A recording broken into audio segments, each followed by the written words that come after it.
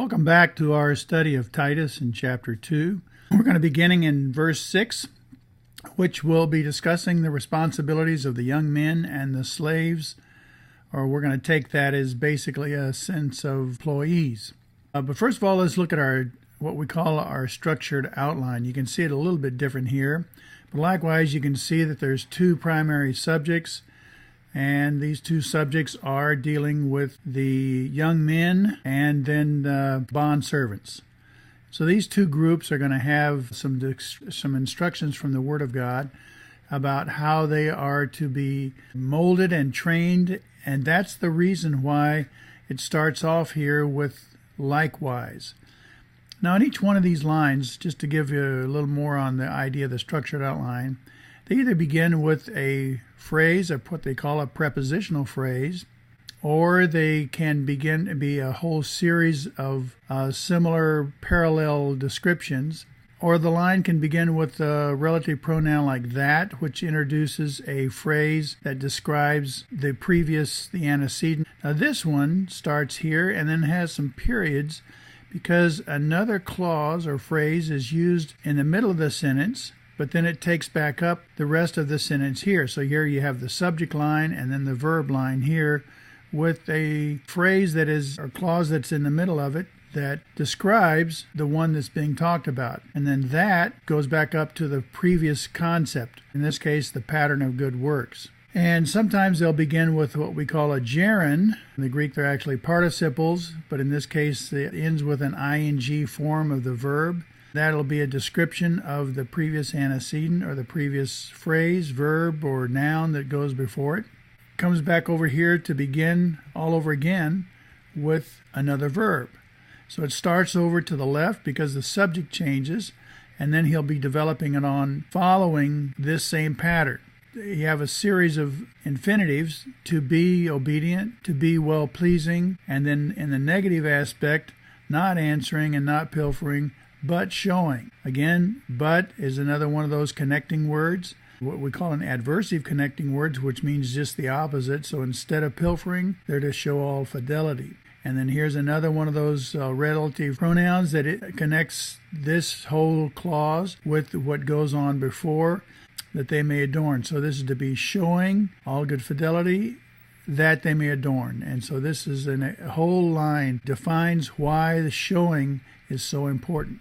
Well, that kind of gives you a little bit of an idea. We'll go through this each time with the different structured outlines so that you can see the whole nature of the sentence as it's laid out. Likewise is a word that goes to describe the connection between what went previous, where we have women mentoring other young ladies. This ties that concept together, saying likewise, the command to Titus, but we could say from this, the likewise idea, that there are to be those senior men mentioned earlier in the chapter that are to carry on a similar ministry to the young men.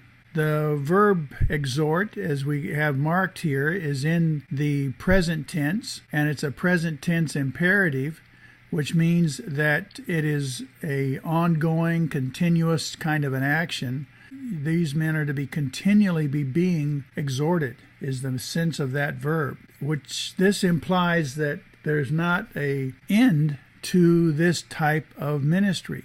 Young men should not be left on their own, but should be given particular guidance by senior men who are willing to invest in their lives. And they are to be sober-minded. Again, since it's not an imperative, all the imperatives I mark with 2 indicators and just regular verbs with 1.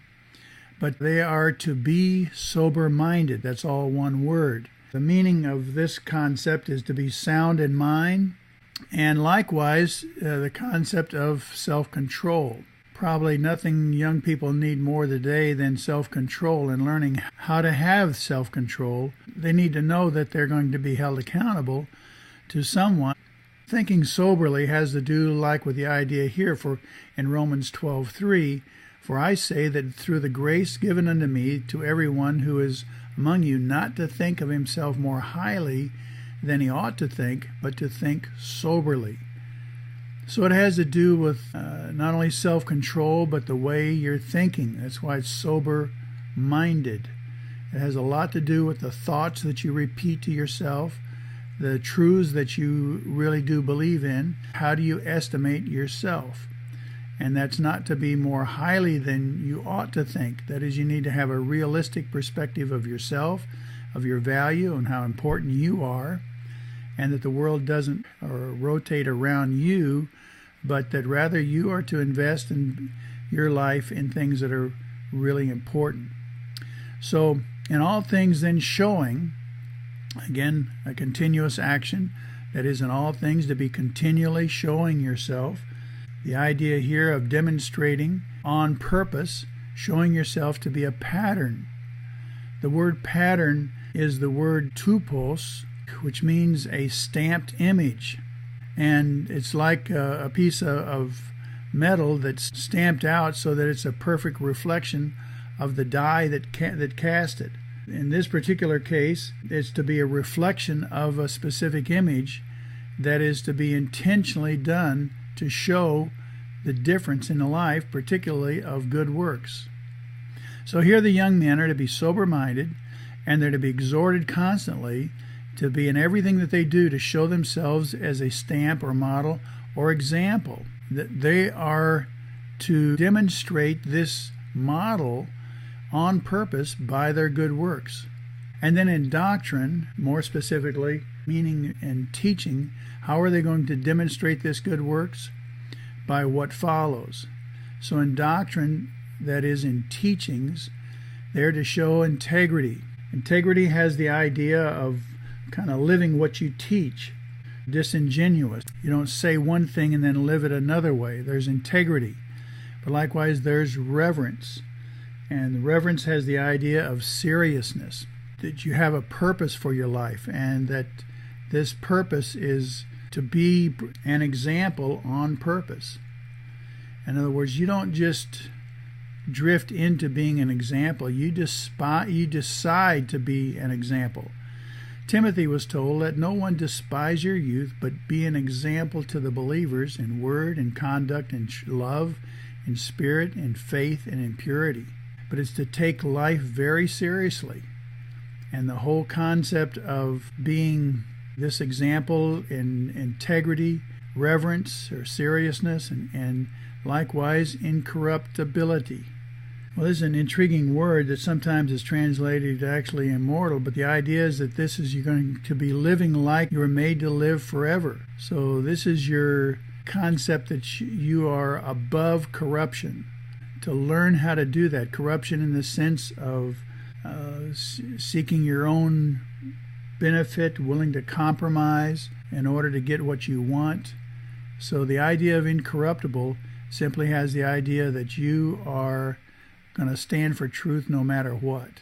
Likewise, showing in sound speech. Again, we have the word sound, meaning healthy, but it's how you say and what you say.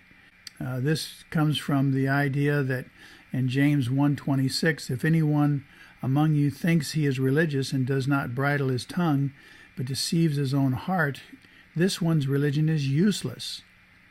Doesn't mean maybe that he has no religion, but it certainly means it is useless. And that's why the sound speech is so important, because it cannot be condemned. The way a person speaks and what he says and how he says it is so important. Your testimony and the influence that a person could have virtually hinges on how you speak and what you say. Here we have a phrase that begins with that. In this case, it simply means that this is the purpose of why your speech is so important, and that you be accountable for how you speak and what you say. Because everyone is going to have an opponent, especially once you become a Christian. Opponents will just come out of the woodwork. And we need to make sure that we're not giving them ammunition. And so in this case, the one who is the opponent may be ashamed. It was the completion of that sentence.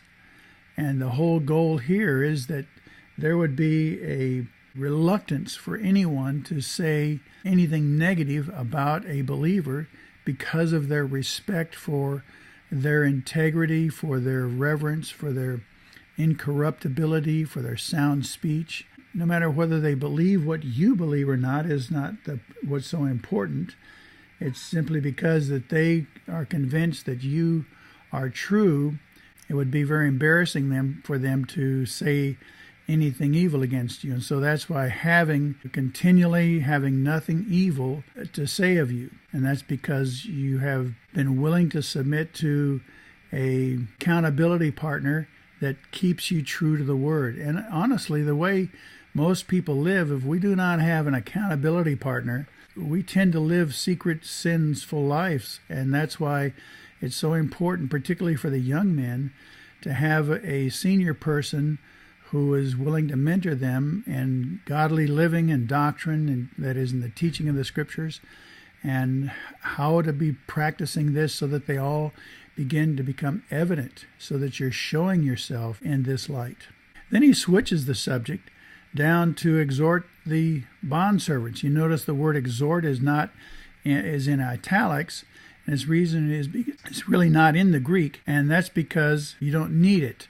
When you have a verb that's missing in a sentence, you can look at the antecedent verb, in this case an imperative, that will be supplied and it's correctly inserted here for English, but in the Greek you wouldn't need it. It would just really read, likewise, exhort the young men, the bondservants, to be obedient. And you would just understood that exhort was applicable to both. And the word bondservant is the same as in chapter 1, verse 1, where Paul calls himself a bondservant. And it's the word doulos, simply meaning a slave.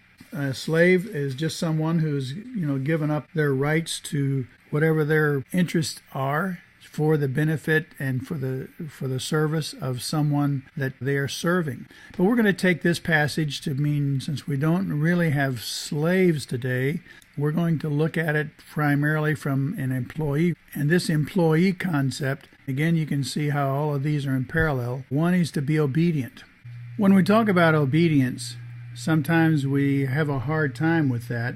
But as we mentioned before, we talked about children obey your parents in the Lord. So that's the first place that a person needs to learn obedience as a child in a family. Then there's to be a model from the parents. Let every person be subject to the governing authorities. In Romans 13:1, for there is no authority except by God's appointment, and the authorities that exist have been instituted by God. And so our obedience to whatever authority we have, whether it's social or business, commercial or governmental or familiar or marriage. Wives, submit to your own husbands as to the Lord. Obedience is one of those principles that is contrary to many of the contemporary philosophies that want us each to be free spirits and free souls and not having to be obedient to any authority. But that is not the principles that God governs either in His church or in His society. This to their own masters. Whatever your authority or your boss or whatever your authority is over you, then you want to be learning how to be obedient and then to be well-pleasing, continually learning to be well-pleasing in all things, and that to your bosses. And this has a huge impact. Very few employees learn this trait, and as a result, they lose their influence. Then he adds to it even that there's no answering back or being contrary all the time. And notice it's continuous. And then not pilfering. Not pilfering, again, a continuous form of the verb. And this has the idea of course, taking what is not yours. And it just simply means to embezzle or to set aside, but it's a form of thievery.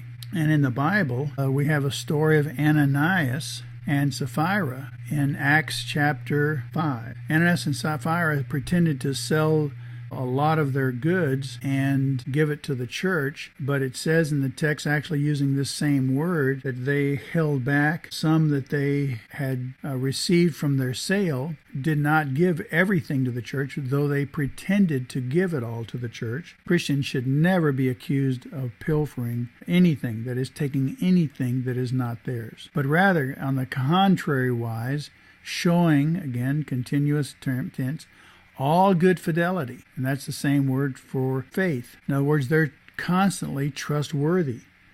It's a word that's used in a number of ways, and that's why we call this their loyalty, and it's demonstrated and proven. And notice the reason for all of this is seen in the last phrase, which begins with the word that. Now this, of course, is talking about a purpose. And the purpose is going to be that they would adorn the doctrine of God. Adorn is an interesting word, which simply comes from a word kosmeo, from which we get the word cosmetic. The idea is that Christians become the cosmetics of the doctrine of God. They make the doctrine of God look good. Because the doctrine of God, or the teaching of God, is not just about who God is, though here's an incredible phrase right here, God our Savior, but we are to adorn this, or to make it look good.